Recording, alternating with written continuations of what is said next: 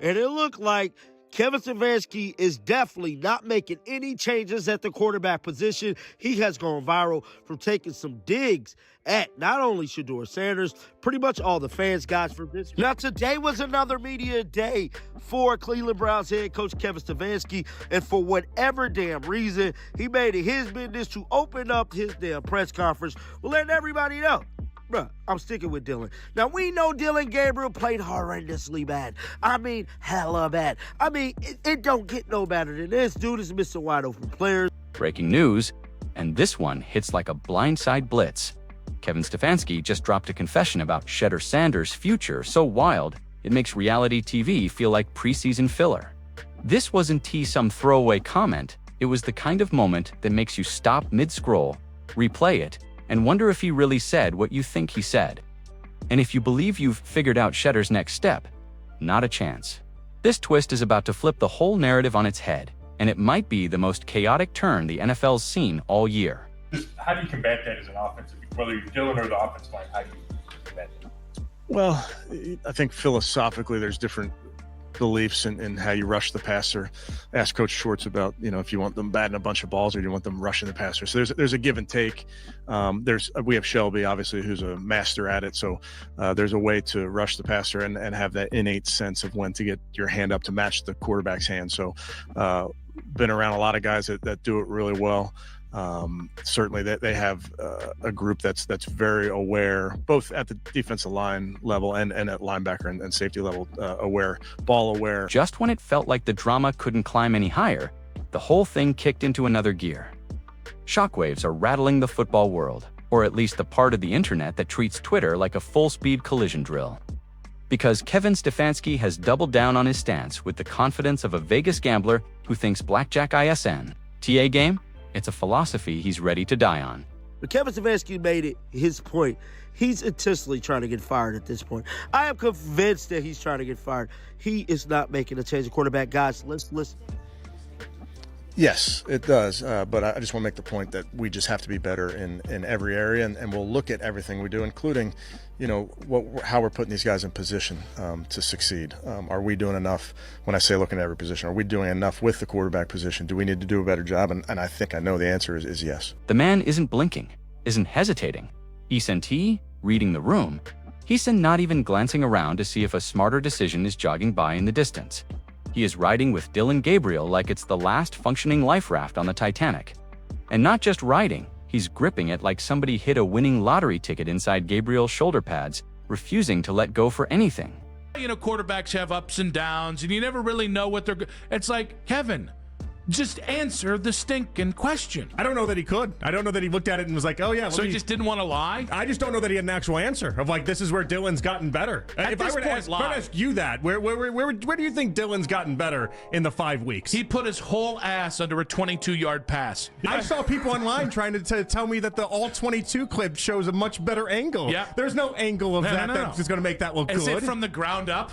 It was from behind, and it was like, see, look, he puts it in the only place that Jerry Jeudy could have caught it. Only place my ass. Jerry came back for the damn ball. Also, by the way, what are you talking about? The message came through loud and clear, the kind that probably sent someone in the PR office into full panic mode. Shedeur Sanders is not starting. Not now, not anytime soon, not even if the entire league flipped upside down. Dillon Gabriel, for a quick minute. I do want to talk about Shedeur too, because that's a hot topic. But with Dillon Gabriel right now, I mean, you're starting he's started 5 games now. Stefanski said after the game that he's going to plan on starting Dillon Gabriel. And then he tried to kind of divert it and say, well, he's a rookie and, we just got to be better on offense. The offense has got to do things better. I get it, but it's this whole crappy, stupid coaching talk. He's more than likely going to start because Stefanski said he would, unless Stefanski gets fired. And somewhere out there, a whole wave of fans probably screamed into their microwaves like that was a direct hotline to the head coach's brain. Apparently, the grand master plan is to develop Shedeur, which sounds exactly like one of those job descriptions companies use when they want you to run the whole building for minimum wage. Develop him into what, exactly? A star, a prodigy, a next-gen robotic quarterback with pinpoint lasers for accuracy. Nobody knows. All we've been told is development, and we're all supposed to nod along like we just sat through a presentation from NASA. Meanwhile, Dillon is still learning, and Stefanski already bought him a notebook. So apparently that locks the whole plan in place. And the funniest part, this situation has officially become a scientific case study. There was a question. Daryl Ryder yesterday said, Kevin, what progress have you seen from Dillon Gabriel? What areas have you seen drastic improvement? Okay, this is an opportunity for your head coach to go ahead and highlight some things about your rookie quarterback that you insist upon shoving down our freaking throats, and tell us what you see from Dillon Gabriel that you take away as a positive. Because we don't see it, obviously. That's why Daryl's asking this question. We don't see it. We don't see the improvement. We don't see the positives for Dillon Gabriel. So what are they? And here's how Kevin answered, or rather did not answer that question. People are breaking down body language like they're working a classified file. Someone zoomed in on a 3-second clip of Shedeur adjusting his helmet and concluded he is 98% likely to transfer to another galaxy. Meanwhile, another corner of the internet is convinced Dillon Gabriel and Kevin Stefanski have some kind of telepathic contract because they bumped fists once and Shedeur blinked a little too slowly. The conspiracy theories at this point could fill an entire library, and that's where the real chaos kicks in. The fan base has fractured into factions more aggressively than actual political movements. On one side, the trust the coach crowd sits upright with their matching foam fingers, smiling through the pain and preaching patience like development is a slow cooker recipe. These are the same people who water a plant once and believe they've entered the farming industry. Across from them is the Start Shedeur or Society Collapses Club, a group fully prepared to argue with strangers in grocery aisles over quarterback efficiency. If someone dares mutter Dillon is fine, they treat it like someone just declared war. And through all of this, Stefanski sits there like a man who dumped his entire retirement savings on the phrase, "Trust me, it'll work." The best part is the dramatic conviction behind all of it. Coach, I've said some things, all right? Some of which I've taken back, most of which I haven't taken back. In fairness, I haven't taken anything back. This being said, you have a chance to do something on Sunday, and you can really go down two roads. One involves trying to play a game commensurate with winning and keeping the game close. The other has a possibility to turn into a blowout. And if it turns into a blowout, the blood will be on your hands. So when this comes to Sunday's game, do not abandon the run and do not have Dillon Gabriel throw. You'd think Dillon Gabriel was solving world hunger with those spirals. Sure, some throws look like he's targeting an invisible receiver only he can see, but that's technical refinement. And sure, he sometimes holds the ball long enough for defenders to send postcards home before the sack. That S simply described as learning the system. Not only does Dillon Gabriel struggle to get the ball out, sometimes he uncorks a deep shot so far off target that pigeons start ducking for safety. But hey, that's all part of the growth process, or so we're told. Anyone who questions it is immediately labeled as someone who clearly doesn't understand the sacred art of football science. Meanwhile, Shedeur's future is treated like a prophecy whispered in group chats at midnight. Fans talk about it the way revolutionaries discuss plans quietly, urgently, half hopeful and half ready to lose their minds. They're developing him, they say. Some offer it with genuine belief, others grind it out through clenched teeth, and a few deliver it like they're trying to stop themselves from yelling into a pillow. Every time Shedeur fires a picture-perfect laser in a practice clip, fans replay it a dozen times, like they're studying ancient scripture, slow motion, frame by frame. And without fail, someone comments, and this isn't the starter because then boom, 1,000 likes. We know it's probably going to be better than Dillon Gabriel, that we know is going to give us a better chance of scoring some points on offense so we can pin our ears back with Myles Garrett and go play some defense. Put him out there. You keep on putting Dillon Gabriel out there and the offense does the same exact thing every single week. Yeah. Nothing changes. Yeah. He has one good quarter a week and he has 2 good throws a game. Nothing changes. It doesn't. Put Shedeur out there and see what Shedeur does. If anything, like we just talked about Brian Daboll, if Shedeur comes out there and he balls out and he plays lights out, you might not get fired in a couple weeks neither. One lone reply saying, "Trust the system," gets booed off the internet instantly. And the transitions, absolutely wild. 1 minute Stefanski is breaking down offensive structure, like he's solving a math theorem. And the next, he drops the "we resticking with Dillon" line so casually that half the room forgets how to blink. You could practically hear the brainwaves crackling. Every reporter was mentally drafting a headline in flashing neon red, and we cannot pretend analysts aren't enjoying every second of this circus. Every talking head on TV is tearing into this storyline like it's their Thanksgiving plate. Some swear Stefanski is a hidden genius, a mastermind playing four-dimensional chess, while everyone else is stuck doing multiplication tables. Others paint him as a stubborn strategist, refusing to acknowledge what's right in front of him. And plenty are convinced Dillon Gabriel is either about to become the next great quarterback or detonate in spectacular fashion. No middle ground is permitted. That's not nearly dramatic enough for primetime segments. Meanwhile, Shedeur remains the quiet center of gravity, standing there like the most respectful storm cloud in team history. His presence alone applies pressure. If he doesn't smile, people assume he's furious. If he blinks too long, someone calls it a sign. So after watching this Stefanski press conference after the Cleveland Browns lost to the Steelers today, 23-9, Dillon Gabriel threw 52 pass attempts, 6 sacks, average of 4 yards per pass. Stefanski has zero intention on putting Shedeur Sanders in any game this season. He said he's confident in his guy. He's a tough guy. He's going to be do or die with Dillon Gabriel. The man cannot inhale without creating psychological breakdowns across the fan base. And Dillon, poor Dillon. Every time he completes a pass, people act like the entire stock market just recovered. Every time he misfires, you can practically hear keyboards being assaulted in real time. The scrutiny is ridiculous, as if playing quarterback in the NFL isn't hard enough. Now he has to outrun the shadow of the quarterback everyone wants instead. Tough scene from every angle. This whole situation has gotten so exaggerated that fans are now building full-blown alternate timelines like it's a Marvel multiverse. If Dillon Gabriel plays well, suddenly Stefanski is a visionary genius who saw it coming all along. If Dillon struggles, then Shedeur instantly becomes the chosen one, the savior, rising like a phoenix during some dramatic fourth-quarter comeback in Week 11. If Dillon gets hurt, well, that's when the prophecy officially kicks in. And if Shedeur finally starts and lights it up, everyone on the internet will swear they predicted it on day one. But if he has a rough outing, half of those same people will rewrite history and claim they were Dillon supporters from the jump. No matter the scenario, the internet already has their victory speeches drafted, color-coded, and ready to fire. And Stefanski? Good grief. The man is doubling down like he's allergic to changing his mind. He's so committed you could hand him a crystal ball showing a future championship parade with Shedeur as QB1, and he'd still squint at it and say, that's inspirational. But Dillon has the notebook. We're developing Shedeur. If aliens landed at midfield demanding the starting quarterback, Stefanski would hesitate, worried it might slow Dillon's progress. If you keep on throwing Dillon Gabriel out there, you're going to get fired in a couple weeks.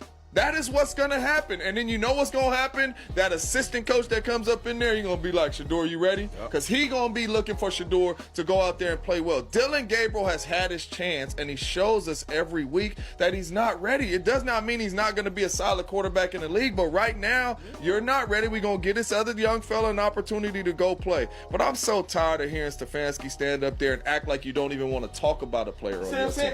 That's what I don't. That's what I don't like. This dude is on your team. Fans have now turned development into a universal explanation. Dillon throws into triple coverage, development, timeout, mix-up, development, false start, development. Someone misspells Tuesday on the scoreboard graphic. Development? At this point, if a player drops their Gatorade on the sideline, half the comment section shrugs and says, relax, they're developing. But here, that's the twist that tastes like pure comedy gold. All this chaos has somehow made Shedeur even more relevant by not starting him. The hype doubled. The second Stefanski kept riding with Dillon. The pressure tripled the moment he said the word development. The fan base unraveled like they're watching the finale of a long-running drama. If Stefanski wanted attention, well, congratulations. Mission thoroughly accomplished. People who haven't watched a single football snap in 5 years are suddenly locked in, refreshing updates like it's their new hobby. He would have been played Shedeur. Brian Daboll was like, you know what? I might lose my job. Here, Jackson Dart. Like, if you think you're gonna lose your job, you do move off of the Cats. So Shedeur Sanders is Kevin Stefanski's ace in the hole. The reason Stefanski's not playing Shedeur in my mind is because his job is safe. James, I look at it like this. Jimmy Haslam, Kevin Stefanski, they're on one accord. Andrew Berry, general manager, he views it differently. I think Andrew Berry, the general manager, he wants Shedeur, that's why he drafted him. I think Jimmy Haslam and Kevin Stefanski, they're cool with whatever Kevin Stefanski does. It's basically a soap opera now, just with shoulder pads, blitz packages, and fewer dramatic breakups. Though, honestly, the way some defensive coaches bark at quarterbacks, the theatrics might actually be pretty close. And the timeline ahead? Pure entertainment, guaranteed. If Dillon Gabriel suddenly balls out, we get the victory lap parade. If he stumbles, we get the quarterback revolution fans have been rehearsing in their group chats. And regardless of how tightly Stefanski clings to his plan, the camera will eventually swing toward Shedeur. That moment is inevitable. Whether it's next week, next month, or sometime after the dinosaurs reappear, the storyline is already locked in stone. And the second Shedeur steps onto that field, even for one snap, the internet will detonate so hard that Twitter might need a full 24 hours just to cool down. But until then, buckle up, because we're locked into the era of Dillon, whether anyone likes it or not. Shedeur comes later. Don't ask questions. Don't expect clarity. Just accept that development is the official word of the season. We're supposed to trust the vision without ever seeing the sketch. And honestly, that's the beauty of sports, believing absolutely anything while ignoring absolutely everything at the exact same time. And Jimmy Haslam said during training camp that you knew that seeing both young quarterbacks at some point this season was important. So just where is Shedeur at as far as his development, and do you have a timetable of when you would take a look at him? Yeah, I don't think it's fair to speculate, Daryl. We're committed to getting better as an offense. Dillon is certainly committing to improving every which way he can, and all the while, all of our players, young players, are developing and working so hard behind the scenes to. And here's the part that will age like pure irony. The moment Shedeur finally steps in and starts torching defenses, everyone, and I mean everyone, will magically claim they saw it coming. I always knew he had it. I knew the plan. I called it from day one. Sure. And every Stefanski press conference after that will pour 5 fresh gallons of gasoline onto an already blazing conspiracy bonfire. So yes, Kevin Stefanski said the one thing fans least wanted to hear, and now we're all locked into the most dramatic quarterback roller coaster imaginable. Nobody asked for this ride, nobody is remotely prepared for it, and nobody is getting off anytime soon. Development continues. Dillon leads Shedeur, waits fans riot. In group chats, analysts pretend they've suddenly developed psychic abilities.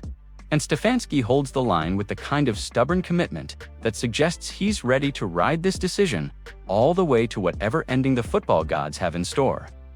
Welcome to the greatest football storyline on earth, because this saga is nowhere close to finished, especially now that the phrase "they redeveloping him" has become the most emotionally triggering sentence in the entire football dictionary. Every new practice clip gets treated like a leaked government document. And suddenly, everyone with Wi-Fi has transformed into a quarterback development specialist.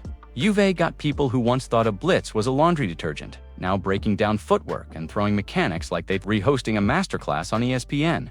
Meanwhile, fantasy football players have gone completely feral. Anyone who drafted Shedeur is on 24/7 alert, glued to their phones like they're guarding nuclear codes. The other side is buying Shedeur merchandise like they're building a resistance movement.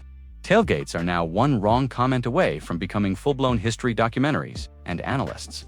They've taken this obsession to a new level. They're practically reading. Sanders will not see the field while Stefanski is the head coach unless Dillon Gabriel gets injured or something dramatic happens, like he throws 50 more passes for 200 yards again. There's no way, even if that, he's still not going to put Shedeur Sanders in the game. If you look at the press conference that just happened, he's going with his guys, do or die. There's no way in hell that he's going to put Shedeur Sanders in the game. Stefanski's mind on live TV. He's being strategic. He's making a huge mistake. He's waiting for the bye week. He's proving a point.